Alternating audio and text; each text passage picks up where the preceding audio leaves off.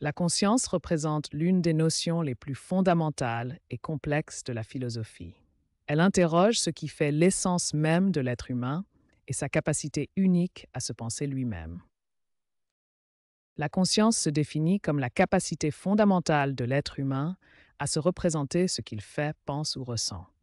Elle établit un lien privilégié entre l'individu et lui-même, ainsi qu'avec le monde qui l'entoure. L'étude de la conscience explore trois domaines fondamentaux. D'abord, l'identité humaine et la question du moi. Ensuite, notre capacité unique de penser et de réfléchir sur nous-mêmes. Enfin, la liberté d'action et la responsabilité morale qui en découlent. Ces explorations soulèvent des problématiques philosophiques majeures. La question de la liberté interroge notre capacité de choix. Le sujet questionne notre identité personnelle. La connaissance explore notre capacité d'introspection. La morale examine l'origine de nos valeurs. Enfin, la société analyse l'influence du collectif sur notre conscience individuelle. La dimension morale de la conscience constitue un aspect fondamental de l'expérience humaine. Elle nous permet de distinguer le bien du mal, de ressentir des émotions morales comme la culpabilité ou la fierté, et de développer notre sens des responsabilités. L'étude de la conscience nous confronte également à la tension entre subjectivité et objectivité. Nos expériences conscientes sont-elles purement personnelles et subjectives ou peuvent-elles nous donner accès à des vérités objectives sur nous-mêmes et le monde? Cette introduction à la conscience en philosophie vous prépare aux exigences du baccalauréat. Vous développerez les compétences nécessaires pour analyser les textes philosophiques, construire une réflexion personnelle argumentée et maîtriser les enjeux conceptuels fondamentaux de cette notion centrale. Pour comprendre la conscience en philosophie, nous devons d'abord examiner ses origines étymologiques et ses différentes significations. Le mot conscience vient du latin conscientia, qui signifie littéralement savoir partager, puis par extension savoir en soi. Au sens commun, la conscience se manifeste sous trois aspects principaux. Une perception claire de notre environnement, la capacité de se penser soi-même et une dimension morale qui guide nos actions. En philosophie, la conscience prend une dimension plus profonde.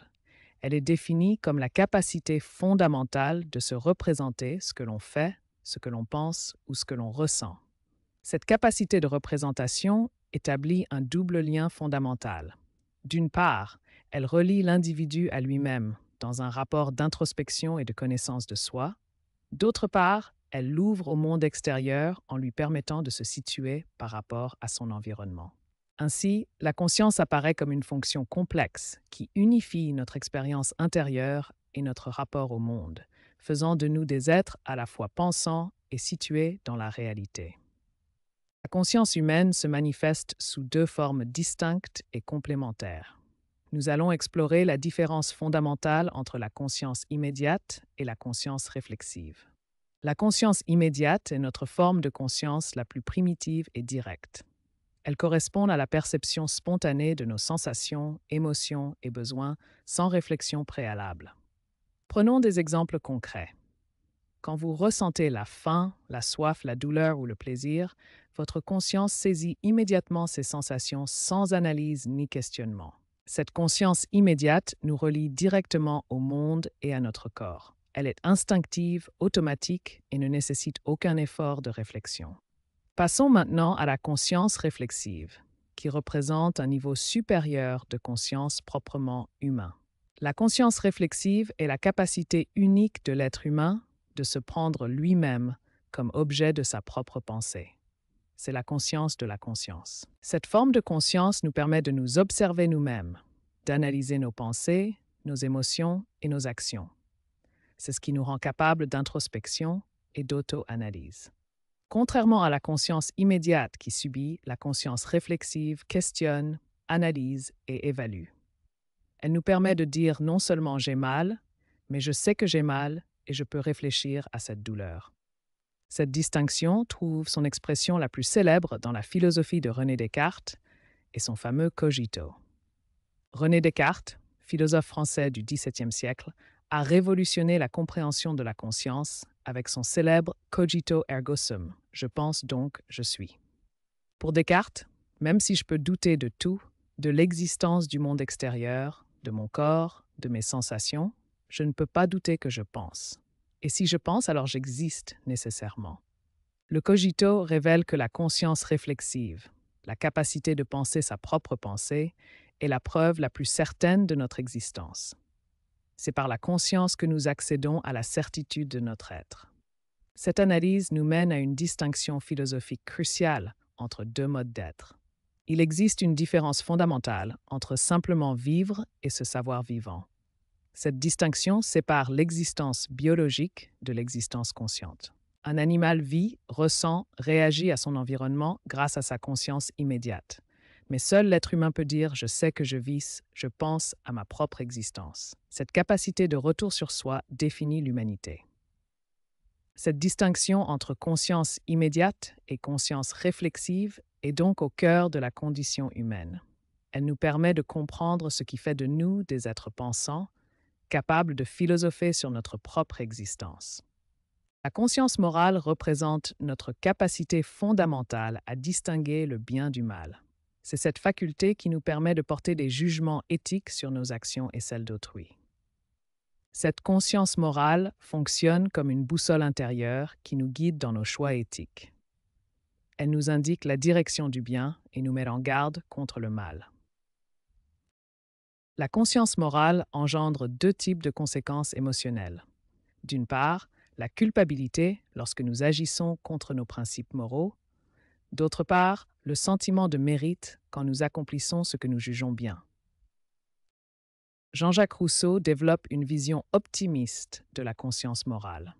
Pour lui, elle constitue une voie intérieure universelle, un instinct divin présent en chaque être humain qui nous guide naturellement vers le bien.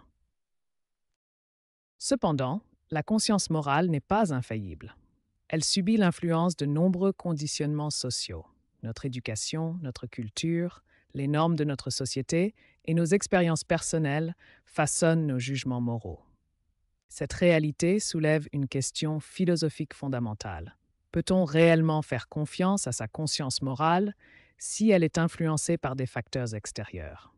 Ce débat oppose l'universalisme moral de Rousseau au relativisme culturel. Les exemples de relativité morale abondent. Ce qui est considéré comme moral dans une culture peut être jugé immoral dans une autre. Les normes évoluent également dans le temps, et parfois notre conscience individuelle entre en conflit avec les lois établies. Ainsi, la conscience morale demeure un phénomène complexe, oscillant entre prétention à l'universalité et réalité de la relativité culturelle. Cette tension constitue l'un des défis majeurs de la philosophie morale contemporaine. La conscience n'existe pas dans un vide. Elle est toujours en relation avec le monde qui l'entoure. Deux philosophes nous aident à comprendre cette relation fondamentale. Maurice Merleau-Ponty révolutionne notre compréhension de la conscience. Pour lui, la conscience n'est jamais abstraite ou détachée du monde. Elle est toujours située dans un contexte particulier et incarnée dans un corps. Cette conscience incarnée signifie que nous percevons et comprenons le monde à travers notre corps, nos sens, notre position dans l'espace. Nous ne sommes pas des esprits purs observant le monde de l'extérieur. Edmund Husserl apporte une autre dimension cruciale avec le concept d'intentionnalité. Sa formule célèbre affirme que toute conscience est conscience de quelque chose. L'intentionnalité signifie que la conscience est toujours dirigée vers quelque chose. Elle ne peut pas exister en vase clos. Qu'il s'agisse d'un objet physique, d'un souvenir, d'une émotion ou d'une autre personne, la conscience est toujours en relation. Ces deux approches convergent vers une même conclusion fondamentale. La conscience n'est pas un enfermement sur soi, mais une ouverture sur le monde. Elle est relationnelle par nature. Cette compréhension de la conscience comme étant fondamentalement relationnelle et ouverte sur le monde transforme notre vision de l'expérience humaine. Nous ne sommes pas des îlots isolés, mais des êtres en constant dialogue avec notre environnement. La conscience fonde-t-elle l'identité du sujet? Cette question philosophique fondamentale nous amène à examiner la conception cartésienne du moi et de l'identité personnelle. René Descartes, philosophe français du XVIIe siècle, apporte une réponse révolutionnaire à cette question. Pour lui, la conscience constitue le fondement même de notre identité. La thèse cartésienne est claire et révolutionnaire. Je suis ce que je pense être. Cette formule résume parfaitement sa conception de l'identité du sujet, fondée sur la pensée consciente. Cette conception s'appuie sur le célèbre cogito ergo sum. Je pense donc, je suis. Par cet argument, Descartes établit que la pensée consciente est la seule certitude indubitable de notre existence. Pour Descartes, même si je doute de tout, je ne peux pas douter que je doute. Et douter, c'est penser. Donc si je pense, j'existe nécessairement comme être pensant. Cette approche révolutionnaire fait de la conscience le fondement absolu de l'identité. Pour Descartes, le moi n'est pas le corps, qui peut être trompeur, mais la pensée consciente qui ne peut être niée. L'unité du sujet cartésien repose donc entièrement sur la continuité de la pensée consciente. C'est cette capacité à se penser soi-même qui garantit l'identité personnelle à travers le temps. En conclusion, pour Descartes, la conscience n'est pas seulement un attribut du sujet. Elle est le sujet lui-même. Cette conception révolutionnaire place la pensée consciente au cœur de l'identité humaine. David Hume, philosophe écossais du XVIIIe siècle, remet en question l'une des idées les plus fondamentales de la philosophie moderne, l'existence d'un moi unifié et permanent. Contrairement à Descartes, qui affirme l'existence d'un moi pensant unifié, Hume développe une critique radicale de cette conception. Pour lui, quand nous examinons notre expérience intérieure, nous ne trouvons jamais ce moi permanent. Selon Hume, ce que nous appelons le moi n'est rien d'autre qu'une collection ou un faisceau de perceptions différentes qui se succèdent avec une rapidité inconcevable et qui sont dans un flux et un mouvement perpétuel. Hume illustre cette idée en expliquant que lorsque nous introspections, nous ne percevons jamais notre moi en tant que tel, mais seulement une succession de sensations, d'émotions, de pensées et de perceptions particulières. Cette conception révolutionnaire implique qu'il n'existe pas de substance permanente qui constituerait notre identité. Le moi n'est qu'une fiction, une construction de notre imagination qui relie artificiellement nos expériences successives. Pour Hume, nous sommes semblables à un théâtre où diverses perceptions font successivement leur apparition, passent, repassent, glissent et se mélangent dans une variété infinie de positions et de situations. Cette critique de Hume a des implications profondes pour la question de l'identité personnelle. Si le moi n'est qu'un flux de perceptions, alors la conscience ne peut pas garantir notre identité dans le temps. Nous ne sommes pas les mêmes personnes d'un moment à l'autre. La position de Hume représente ainsi un défi majeur à la conception traditionnelle de la conscience et de l'identité, ouvrant la voie à de nouveaux questionnements sur la nature du moi et de la continuité personnelle. John Locke, philosophe empiriste anglais du XVIIe siècle, propose une théorie révolutionnaire de l'identité personnelle fondée sur la mémoire plutôt que sur la substance matérielle ou spirituelle. Pour Locke, l'identité personnelle ne réside ni dans la continuité du corps physique, ni dans une âme immatérielle, mais dans la continuité de la conscience à travers la mémoire. Selon Locke, je suis la même personne aujourd'hui qu'hier parce que je peux me souvenir des expériences que j'ai vécues hier. Cette continuité mémorielle constitue le fil conducteur de mon identité personnelle. Cette théorie révolutionnaire de Locke implique que l'identité personnelle n'est pas une substance fixe, mais un processus dynamique de reconnaissance et de continuité mémorielle. Je suis moi-même dans la mesure où je peux me reconnaître dans mes souvenirs. Cette conception soulève des questions profondes. Que se passe-t-il en cas de perte de mémoire? L'identité personnelle peut-elle être fragmentée ou interrompue? Locke nous invite à repenser la nature même de ce qui fait que nous sommes nous-mêmes. En définitive, Locke révolutionne la compréhension de l'identité personnelle en la fondant sur la continuité mémorielle plutôt que sur une substance. Cette approche fait de la conscience de soi un processus dynamique où le souvenir devient le garant de notre identité à travers le temps. La conscience permet-elle la liberté? Cette question fondamentale nous amène à explorer le lien profond entre notre capacité de réflexion et notre pouvoir d'action dans le monde. Être conscient, c'est avant tout pouvoir choisir. La conscience nous donne la capacité de délibérer, de peser les options qui s'offrent à nous et de prendre des décisions réfléchies plutôt que d'agir par pur instinct. Mais la conscience ne se contente pas de nous permettre de choisir dans l'instant présent. Elle nous donne aussi la capacité remarquable d'anticiper les conséquences de nos actes, de projeter dans le futur les résultats de nos décisions. Jean-Paul Sartre, philosophe existentialiste du XXe siècle, a développé une conception radicale de la relation entre conscience et liberté. Pour lui, la conscience n'est pas seulement liée à la liberté, elle est la liberté elle-même. Cette célèbre formule de Sartre, « L'homme est condamné à être libre », révèle le paradoxe de la condition humaine. Nous sommes condamnés car nous n'avons pas choisi d'exister, ni d'être dotés de conscience et donc de liberté. Mais une fois jetés dans l'existence, nous sommes contraints d'être libres. À chaque instant, nous devons choisir, décider, agir. Cette liberté s'accompagne d'une responsabilité totale. Nous sommes entièrement responsables de ce que nous faisons de notre existence. Ainsi, la conscience permet effectivement la liberté, mais cette liberté n'est pas un cadeau, c'est un fardeau. Elle nous libère des déterminismes naturels, mais nous charge d'une responsabilité totale envers nos actes et leurs conséquences. La conscience est donc à la fois notre plus grande force et notre plus lourd fardeau. Elle fait de nous des êtres libres, mais absolument responsables de notre existence. Sigmund Freud révolutionne la compréhension de la conscience en postulant une théorie radicale. L'homme n'est pas maître en sa propre maison. Cette citation emblématique de Freud remet en question l'idée cartésienne selon laquelle la conscience serait transparente à elle-même et maîtresse de ses pensées. Pour illustrer sa théorie, Freud utilise la métaphore de l'iceberg.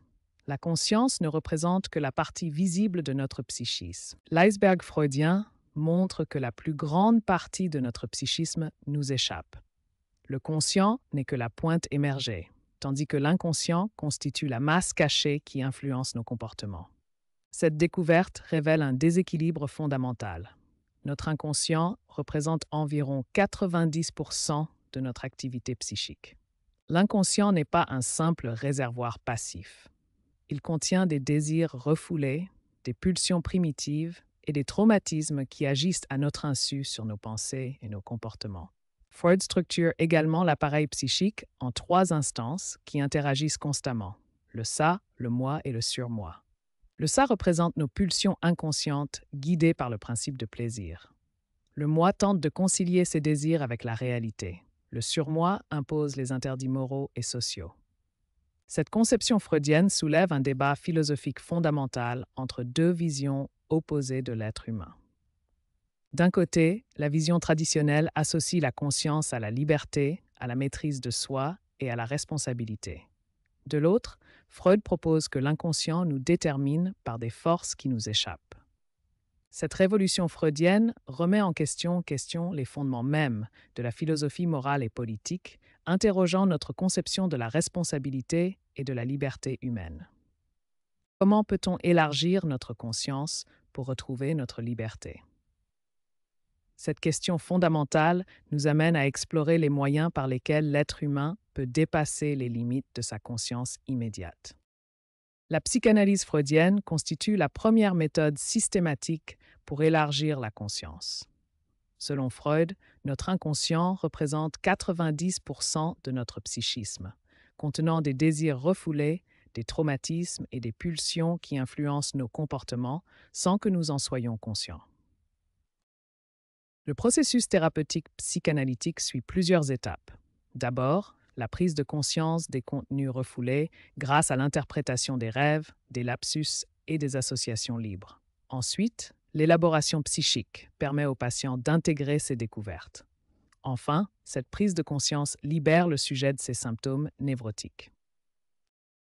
Au-delà de la psychanalyse, l'éducation et la culture constituent des moyens fondamentaux d'élargissement de la conscience.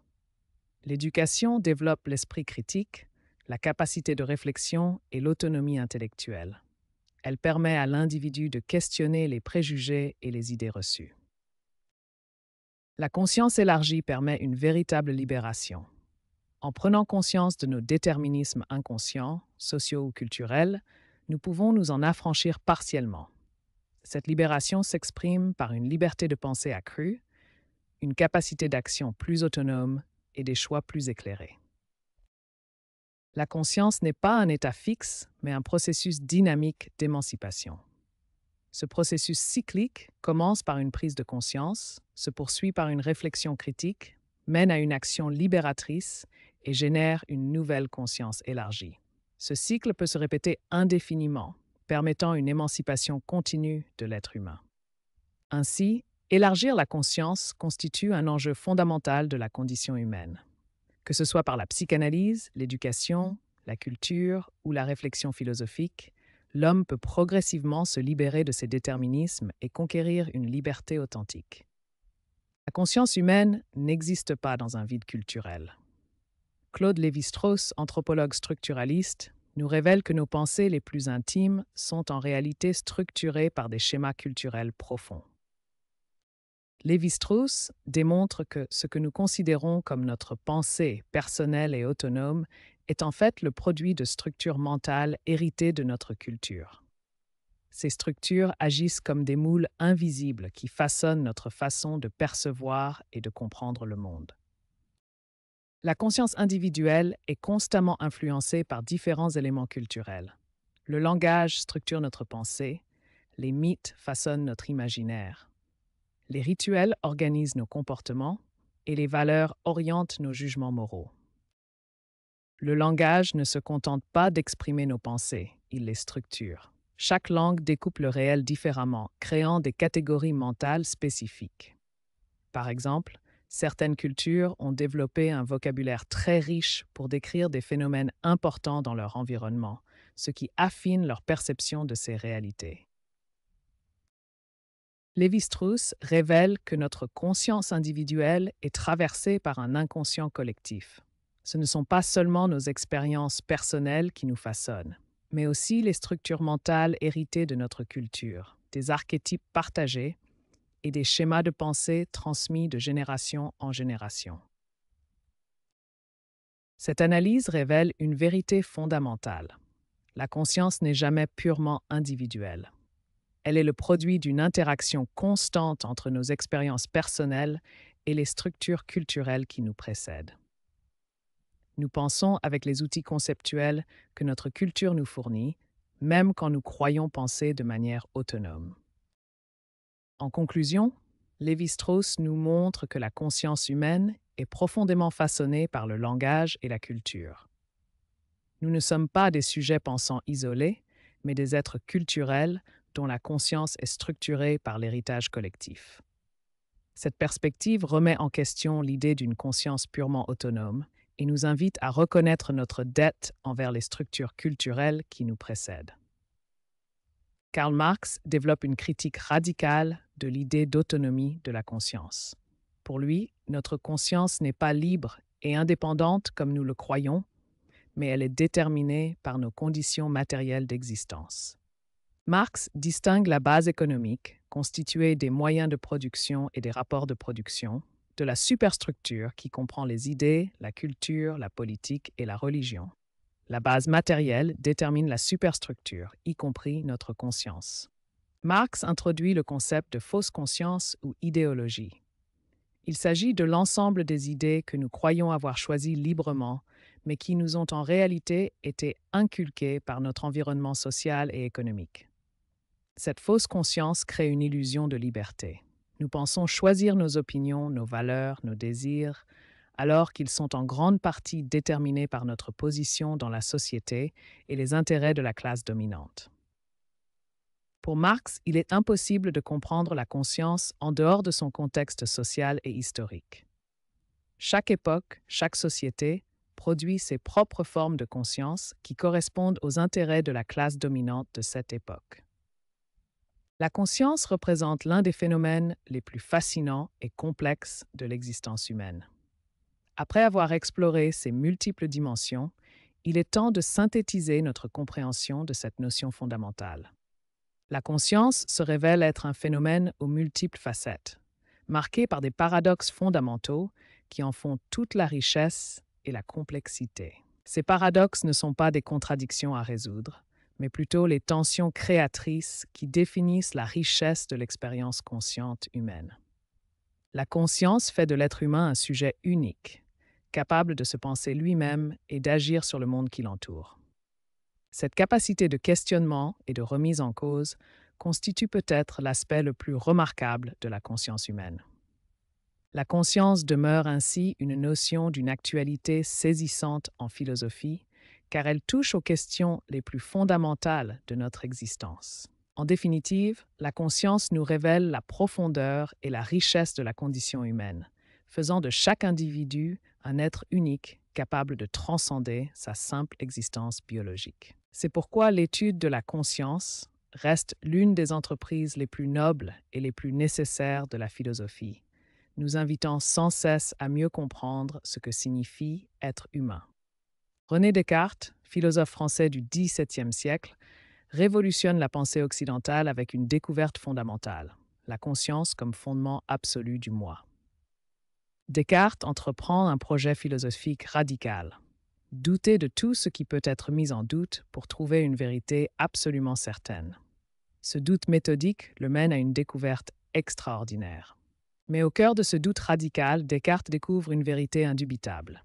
Même si je doute de tout, je ne peux pas douter que je doute. Et pour douter, il faut penser. Et pour penser, il faut être.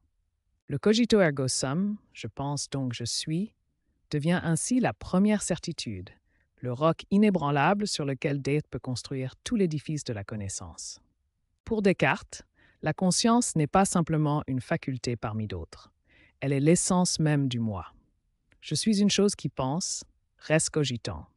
Et c'est cette pensée consciente qui définit mon être. Cette découverte révolutionnaire établit la conscience comme le fondement indubitable de l'identité personnelle.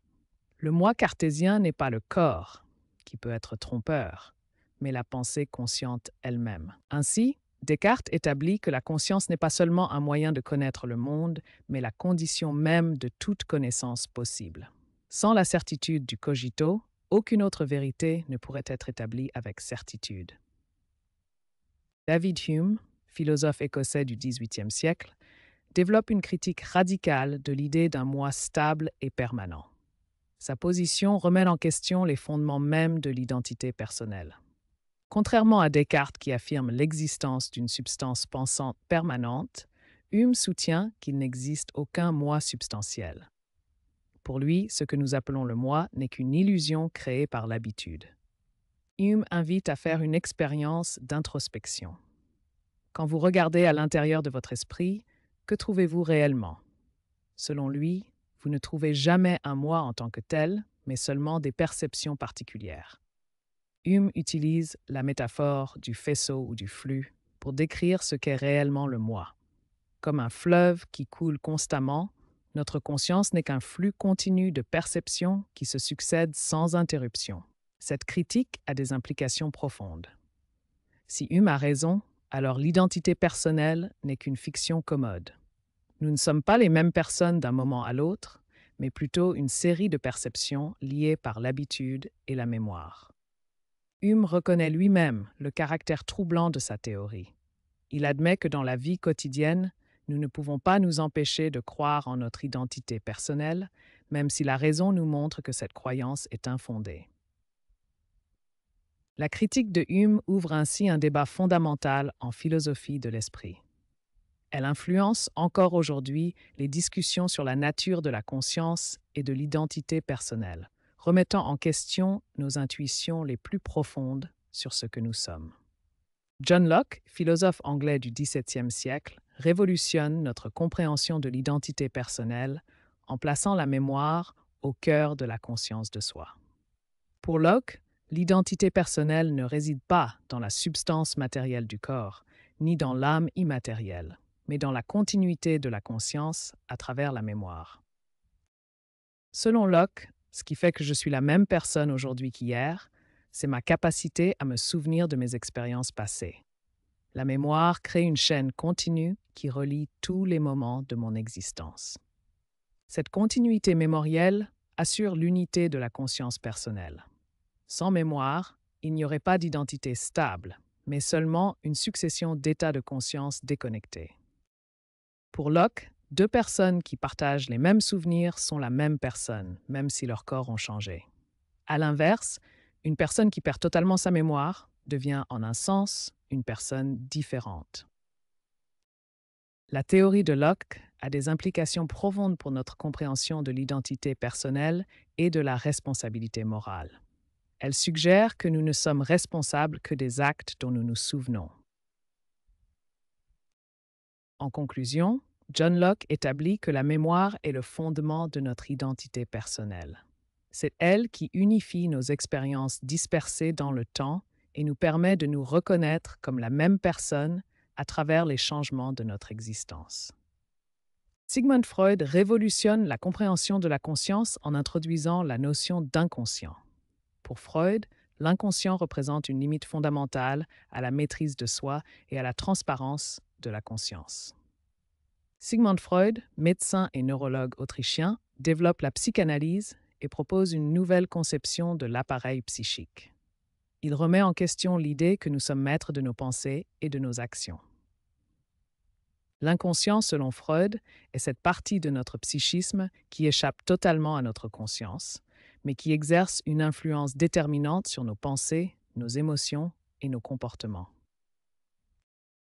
Freud compare l'appareil psychique à un iceberg. La partie émergée représente le conscient, ce dont nous sommes immédiatement conscients. Le préconscient contient les souvenirs accessibles par un effort de mémoire. Mais la partie la plus importante et la plus massive de l'iceberg est immergée. C'est l'inconscient. Il contient les pulsions, les désirs refoulés, les traumatismes oubliés qui continuent d'agir sur nous à notre insu. Freud propose également un modèle structural de l'appareil psychique avec 3 instances. Le ça représente les pulsions primitives, gouvernées par le principe de plaisir et totalement inconscientes. Le moi est l'instance médiatrice qui tente de concilier les exigences du ça avec la réalité extérieure. Il fonctionne selon le principe de réalité et n'est que partiellement conscient. Le surmoi représente les normes morales et les interdits sociaux intériorisés. Il est largement inconscient et exerce une pression constante sur le moi. L'inconscient agit à travers plusieurs mécanismes.